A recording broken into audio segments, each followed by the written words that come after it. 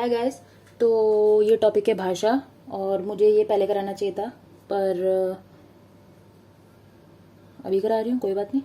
तो हमारा टॉपिक है भाषा, और भाषा में जो बोली होती है इनका ना आपको डेफिनेशन भी पूछ सकते हैं, डिफरेंस भी पूछते हैं। और अगर उनको अच्छे तरीके से आपकी ऐसी करनी है तो वो क्या करते हैं, ये सारे वर्ड्स लिख देंगे और साइड में सबका छोटे छोटे डेफिनेशन लिख के मैच द फॉलोइंग खिलाएंगे आपसे, ठीक है। तो आपको पता होना चाहिए कि इसमें डिफरेंस क्या है, ठीक है। तो बेसिक डिफरेंस ये है, जो बोली होती है वो भाषा की सबसे छोटी इकाई होती है। क्यों? क्योंकि किसी सीमित क्षेत्र तक ही बोली जाती है, ठीक है। उसके बाद आता है विभाषा, ठीक है। तो विभाषा क्या होता है? विभाषा थोड़ा सा नेक्स्ट लेवल होता है बोली से, सबसे छोटे लेवल पे बोली होती है, और उसके बाद जो नेक्स्ट लेवल है भाषा का वो है विभाषा, जो थोड़ा और दूर तक फैला होता है, ठीक है। ये प्रांत या उपप्रांत में जो प्रचलित भाषा होती है उसको हम विभाषा के नाम से बोलते हैं, ठीक है। मतलब जबकि भाषा वो तो आपकी प्रॉपर पूरा जो आपका देश है वो बोलेगा, लेकिन विभाषा वो भाषा होती है जो कि एक छोटे प्रांत या उपप्रांत में प्रचलित हो, ठीक है। उसके बाद आता है आपका लेवल भाषा का, जो कि भाषा आपका जो विभाषा है उसका विख्यात रूप है, मतलब कि उससे थोड़ा बड़ा रूप है, उसका विकसित रूप है, ठीक है।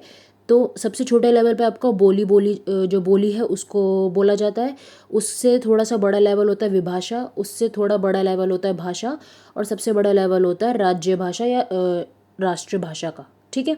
तो जो आपकी भाषा है उसको हम राष्ट्रभाषा भी कहते हैं, जैसे हिंदी हमारी राष्ट्रभाषा है। और उसके बाद है राज्य भाषा। तो राज्य भाषा में जो राज्य है, राज्य का मतलब होता है स्टेट, इसका मतलब कि किसी एक स्टेट की जो भाषा है उसको हम राज्य भाषा कहते हैं, ठीक है।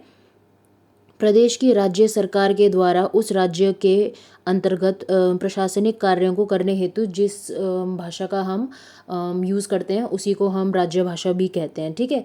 उसके बाद आता है आपका राष्ट्रभाषा, जो हम संपूर्ण राष्ट्र उस भाषा का प्रयोग करता है, और उसी भाषा के यूज़ से जो हमारा राष्ट्र उसका प्रतिनिधित्व भी होता है, ठीक है।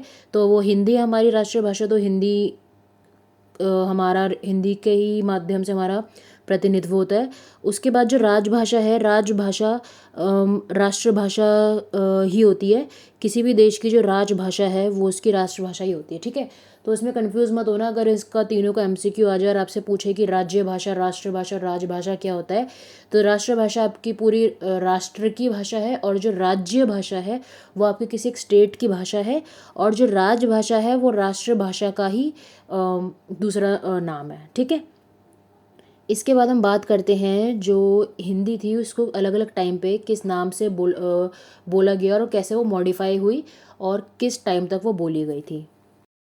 तो प्राचीन भारतीय आर्य भाषा की शुरुआत हुई थी 2000 बीसी से 500 बीसी के बीच में, ठीक है। उस टाइम पे दो तरीके से हमारा जो लैंग्वेज था वो चेंज हुआ था। तो सबसे पहले हमारे भारत में बोली जाती थी वैदिक संस्कृत, ठीक है। वैदिक संस्कृत हमारे भारत में बोली गई 2000 बीसी से लेके 800 बीसी तक, और 800 बीसी से लेके 500 बीसी तक बोली गई संस्कृत या लौकिक संस्कृत, ठीक है। जो वैदिक संस्कृत थी वो थोड़ा सा चेंज होके लौकिक संस्कृत में कन्वर्ट हो गई, ठीक है। उसके बाद प्राचीन के बाद आया आपका मध्यकालीन भारतीय आर्य भाषा का टाइम, जो चला था 500 बीसी से लेके 1000 एडी तक, ठीक है। इसमें आपकी 3 भाषाएं आई थी जिसके बारे में ज्यादा क्वेश्चन पूछा जाता है, जो कि है पाली, प्राकृत और अपभ्रंश, ठीक है। तो पाली बोली गई 500 बीसी से लेके 1 एडी तक, ठीक है।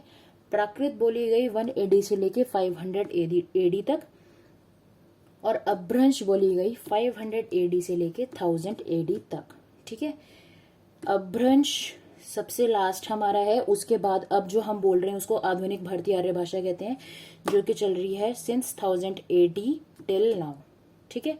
तो ये आपका हिंदी का जो एमसीक्यू आता है उससे रिलेटेड है, तो इसको थोड़ा ध्यान से पढ़ के जाना। और ये पाली, प्राकृत और अपभ्रंश इंपॉर्टेंट है क्योंकि यही पूछे जाते हैं, ठीक है। संस्कृत ये सब इतना नहीं पूछा जाता, पर ये तीनों पूछे जाते हैं क्योंकि अभी का ही है ये, मतलब अभी का नहीं है, खैर 1000 एडी वाला पुराना है, पर जस्ट हमारी भाषा का जो मतलब अभी चल रही है करंट में उससे पहले का, जस्ट पहले का यही सब है, ठीक है। तो ये वीडियो खत्म। नेक्स्ट वीडियो में हम करेंगे दूसरा टॉपिक। बाय।